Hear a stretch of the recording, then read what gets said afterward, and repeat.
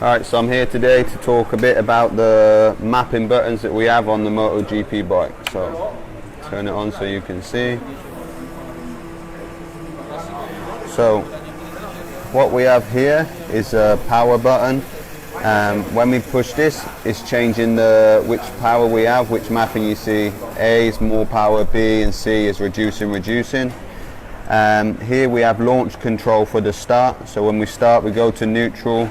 We push that, we got the launch mode, automatically goes off. Here, yellow button, we have the fuel mapping. As you know, sometimes we need to do fuel consumption.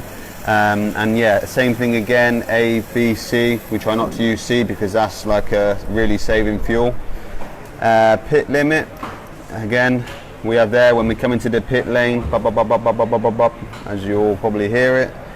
Very good if you need to do a ride to, or to come into the pits. And here is engine brake, so entering the corner, what uses to slow the rear wheel down more on the engine brake. Towards the end of the race, when the tires drop, you need to sort of go down B and maybe see if the rear starts to come around a lot. So yeah, that's a quick debrief on what we do with the mapping. So how many times do you use it during the race?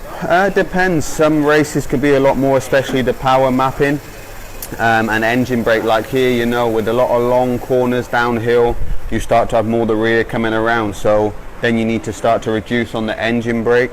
Again, with the power and the fuel, you use it together, like some places like Austria where fuel consumption is really bad. We try to use a less power mode and then try to use the less fuel mode and then go back up with the power, so we're always mixing between. I mean, it's not every lap, it's not in between corners, but you'll maybe do it over 3 or 4 laps and then maybe a bit more.